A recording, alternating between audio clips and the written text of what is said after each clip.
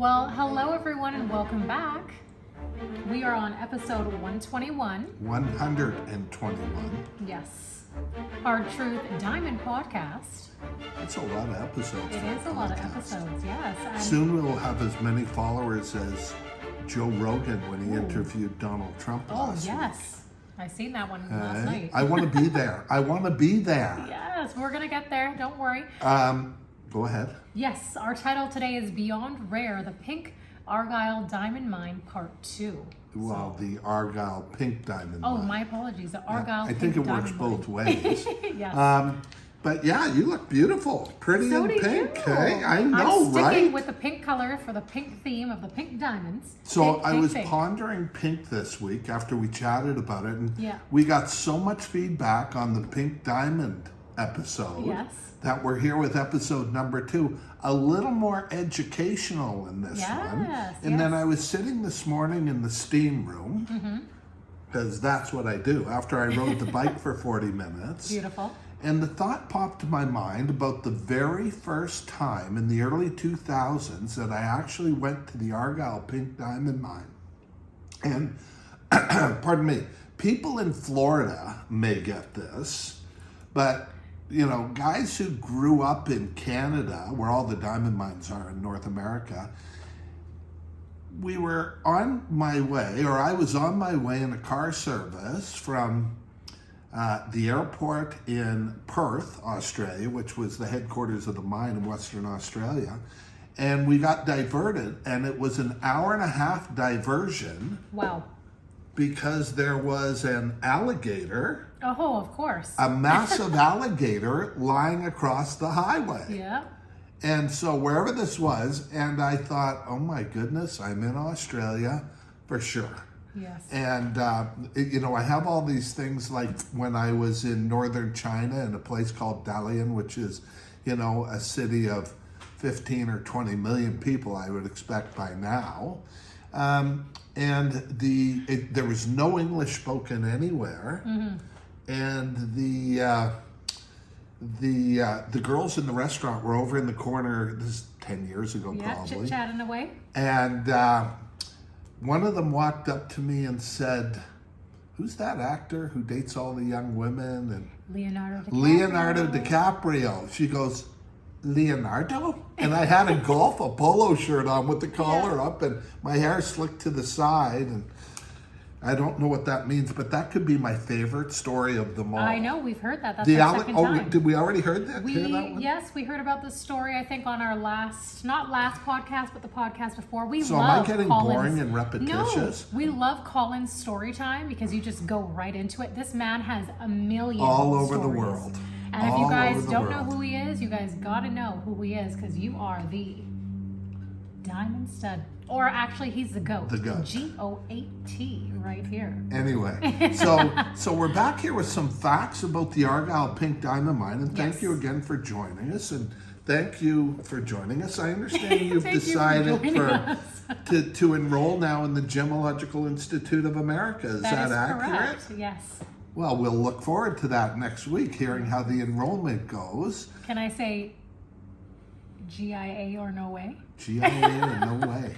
If you're owning diamonds today, whether it's for an engagement ring, it's GIA or no way. So let's talk about a few things. I know what we want to talk about investment. Yes. We want to talk about these as a hard asset investment. It's one of those, you know, I always think it's secrets of the wealthy. It is. And not all categories, you guys, just because it says Argyle, does not mean it's a great diamond to invest in. We can help you with that because we know the difference.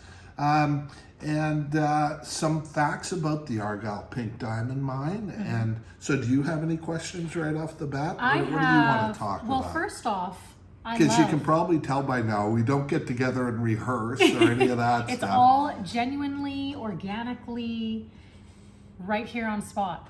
Right. These are the vibes. These are the vibes. I don't have any questions right off the bat because I want to see what you're going to go into. And then from whatever you're speaking to, I'll have some questions. Okay, so then Let's I get happen to straight into have it.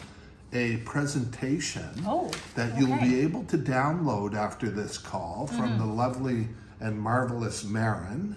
here. So if you're interested in more information on what you hear about today or clarification, please, my goodness, don't hesitate reach out to us, let us know. But think of this, the product we're talking about right now, aka Argyle Pink Diamonds or Argyle Violet Diamonds or Argyle Purple Diamonds. Do you know at one of the tenders, the 2002, a couple of years ago, diamond tender, I acquired a violet, a dark violet diamond from the tender. Wow. Crazy, right? That sounds beautiful. So rare. One of the most, in fact, it's so rare. These things are the most concentrated wealth on Earth. Yes. So literally nothing smaller and more valuable than an Argyle Pink Diamond or certain categories, right? Yeah. Isn't that something? That is amazing. Well, actually, I understand there's forms of uranium. Oh, yes, I've heard of that. That are more valuable in small forms, but we're not going to deal with that here today. We're going to stay in the reality world where you can actually transport these things, which is number 2. These, for a very long time, natural fancy colored diamonds that are verified and authenticated, pardon me, have also been known as another way to move wealth. Yes, I've been hearing about that. Stealth wealth is what they call it, because you can have millions of dollars. For example, I could have a diamond under my tongue right now, be talking, a diamond that's worth 10 or 20 or even $50 million, and you wouldn't even know it's there. Because it's, what, is that small? Is that what you're trying to say? And wow, well, don't swallow it. Because Because we know where it'll end up next. Right out the other side. Ew. Well, ew. You're the one that like said I underneath said under your my tongue. tongue. I didn't say into my digestive system. But certainly when you think about the diamond industry, this has been going on forever. Yes. You know, I mean, diamonds have been a source of transportable wealth. They cannot be, it's not like the dogs at the airport are going to smell them. Oh, yes, of course any not. of that sort of thing. They, it's funny because I've traveled with literally pockets full of diamonds. I've traveled to places like Singapore where I had 10 million US in diamonds in my pockets, and was actually one time searched as we left Vancouver at the airport, and it was interesting because it didn't show up, and apparently so I stepped on the mat that said go into that machine, where you have to raise your hands. And so I went in, and I thought for sure the rest of the way to Singapore, someone was going to stop me and ask me about the package of diamonds in my pocket. And they didn't. And they didn't. And apparently, to know it's diamonds, it's a whole other setting that they have to set it on. So it was quite interesting. Anyway, that's one story of transporting the most concentrated form of wealth on Earth. But for a long, long time, and what else is interesting about them is that they are their currency. So it's a tradable asset. And I don't even know how many countries do we have in the world today. Marvelous Marion, can you have a look and see? I'm going to say it's 190 or 191 or how many countries in the world? 195. 195. Yeah. All trade in diamonds. That is correct. Tradable asset and considered currency anywhere globally. in the world. Yeah. So you can literally trade. So it's kind of interesting. It's a whole other world. It's a world I'm very aware of in terms of the value of these things. So if it's of interest to you, if you're going to look at owning an Argyle Pink Diamond, it's worth it to give me a call. If you want to liquidate your Argyle Pink Diamond, you want some help with the value of it out in the global marketplace. That's something we can look at together. Yeah, I love that. And you know what I was also reading as well? Investors love to call colored diamonds as a peace of mind investing. Peace of mind investing. Because of the fact that you can insure them. Yes. And the prices of a colored diamond, they do go up in value. Well, certain categories do. Certain categories, that's correct. But they call it peace of mind investing because of the fact that it's a hard asset, number one. You can have it under your tongue. We'll leave it there. Okay, you can have it under your tongue, and you know, you can tell you have a 1-year-old when you think about this sort of thing, or an 8-month-old baby. Okay, where your mind goes. He puts everything in his mouth. It's like, yeah. So it's a safe and secure asset to own. Once you verify it and authenticate it, we can help you with those processes. It's also an insurable hard asset. And what's interesting about it is this is, you know, I call them secrets of the wealthy, because certainly if you look at the auction houses at Sotheby's and Christie's and, you know, those $50 million diamonds or 10 million or 20, these are wealthy people who know what they're doing, treating it as a hard asset.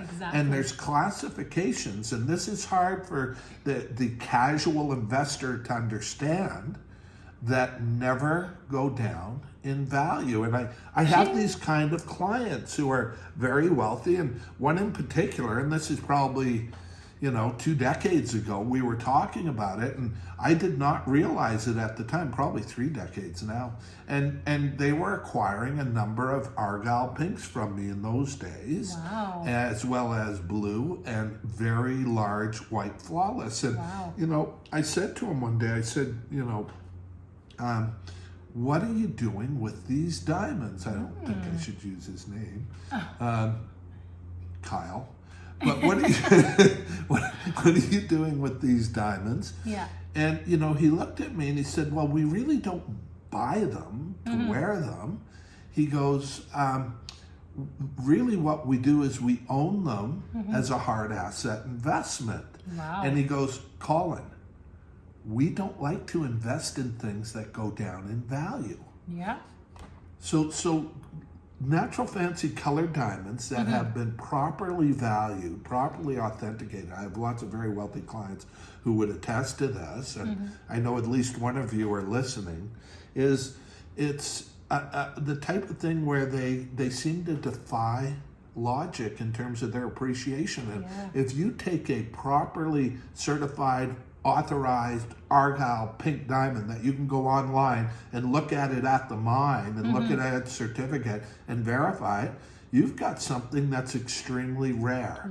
And so based on the most basic laws of economics, that of, you know, I mean, I think the most basic law is supply and demand. And you have a product like this, pink diamonds that are in high demand, that not only are they in high demand with low supply, but now the supply's been cut off since the mine closed. So it's kind of crazy. It's kind of hairy how much they go up in value. And again, it's one of those aspects of the industry where there's so much misinformation out there. So if you're looking at something like that, please contact us. I wanted to ask, how do pinks form and how are they different? 2 different questions there. It's interesting, and this is a good question, especially with the Argyle Pinks. And I love the answer to this, because what it is, the way they form is different than other diamonds. And by the way, here's something that may interest you. They up to 95% come out of the Argyle mine, and the other very few smaller or can be bigger, but the smaller total amount come from different mines all over the world where they're really anomalies. But the way that pink forms is actually a theory. And it's a theory that scientists have because of how they form. They don't really know 100%. For example, if you take a yellow diamond, yellow diamonds are part per billion nitrogen. Okay, so if you look at white diamonds, nitrogen's like 3rd or 4th, I think, on the periodic table. So as you get more nitrogen, the darker and yellow a diamond gets, which is, you hear me talk about this with G and H getting dark. Well, that's what they are. It's the presence of nitrogen in the stone. If you look at a diamond that's blue, it's the presence of boron, so many parts per billion in the diamond. They're very rare. Most of these diamonds come from certain areas of South Africa today, and always have really, because that's where the boron was in the soil. Anyway, Beautiful. you know, what other colors? I mean, green's interesting. Very. Because true natural green diamonds were exposed to radiation Ooh. billions of years ago. Didn't even know that. And interesting, right? Very. And as you moved forward in time, although that radiation that turned the whatever color diamond it was to green Wow. has worn off. You know, radiation has half-lives. Yeah. And so they're not irradiated anymore. At least you hope they're not. Wow. There's a story with that too. I'll tell another time when we feature green diamonds on the show. But so with Argyle Pinks though, it's very different. And the theory is plastic deformation. Oh. And what plastic deformation is a process where the best analogy that I could possibly give is like, you know, when you were in grade school, do you remember that far back? Yeah, okay, Look let's at hear you, the it's story. like a month ago. Just tell the story and I'll let you know if I remember. But having a plastic ruler, Yes. and then you'd take the ruler and you'd bend the ruler, Yeah. and the color band would show up in the plastic of the ruler, Yeah, right? Like I've a had rainbow that. effect. Yeah. Well, this is the theory that drives the coloring in a pink diamond. Is that because here's what it is. They all start near the center of the earth. They all rise to the top of the earth through these volcanic eruptions. And for some reason, in this part of Australia, the diamonds were the thickness of the crust of the earth was so thick that what happened was when they came up from down and started to push through, that they couldn't anymore make it clear through. And so there was this pressure exerted and it twisted the molecules and they turned pink. Is that crazy? That's fascinating. It's fascinating. Wow. That's the story that's the theory of how they turned pink. Wow. Interesting, right? And it's one of those parts of science that remains open. Yeah. And so, yeah, the thickness of the crust of the earth in Western Australia is what they figure caused them to turn pink, and why they all come from one mine. Yeah. They used to call it the colored diamond mine, and it's closed now. And so, again, you got a pink, always a good time to sell, always a good time to hold, always a good time to acquire on certain stones, and certainly Argyle. Or other pinks of, you know, size and quality that have provenance. Because again, you got to watch nowadays to make sure what you're dealing with isn't laboratory created. Because due to the effects of LVMH and luxury brands like that turning lab-grown diamonds into luxury. Yes, they are. By the way, don't shoot the messenger on this stuff. Jewelers get on my butt. Like, you can Google this yourself. You can see Dior and top brands in the world are starting to use lab-grown diamonds. They are. Yeah. That was a great story. For some Was that a people great who story? didn't know. Yeah, I like So that story. remember that part where you and I were talking about the value, and I'm going to have Maren, what's the most expensive pink diamond ever to be sold? Can you Google that for me, how big it was? Okay. Right? Because what these things have been referred to as recently by me is real estate in your pocket. And the way investors are looking at these is it's kind of because of the fact that there's, especially with the Argyle pinks or the big verified, authenticated pinks with provenance, is it's kind of like owning property that has no downside. And by that I mean you don't have tenants, you don't have the buy and sell, you don't have any of that. They've never gone down in value. Just read it. Tell me the stone. The Pink Star, which was 59.6 carat, flawless, fancy, vivid pink diamond. And it shattered the world record for the highest price ever paid for at auction. Wow. And it was $71.2 million. That's US dollars. That's 100 million Canadian dollar. You can do your own wherever you are. Yes. So So talk about real estate in your pocket. Now, Real estate one in of your the pocket. things that the Oppenheimer family, who's the richest family in the world, used to talk about were their three big investments. Their three big investments was number one, real estate. Number two was the stock market, and you can imagine the Oppenheimers, the richest family in the world. They used to describe it as hopping in and hopping out of a cold shower. Wow. When they would talk about their investments in stocks. Wow. Number three was rare jewels and antique jewelry, because this stuff, you guys, if you acquire it properly, has a tradition of never going down in value. And at this point in history, because all the other things that are going on with, for example, with mined white diamonds, is they've never been poised to appreciate more. Yeah. I So agree. how would you like to have that on your finger there? I would love to have Right? that on my finger. I'm thinking about pinks right now. As we And you've speak. got to think about, what was the date of that stone? When was that article written? September 23rd, 2024. Oh, so it's a recent reshipped? What happens on these podcasts with the corrective toothpaste thing? Here we go. I lose my ability to talk. Let's talk quickly in closing about, let's talk about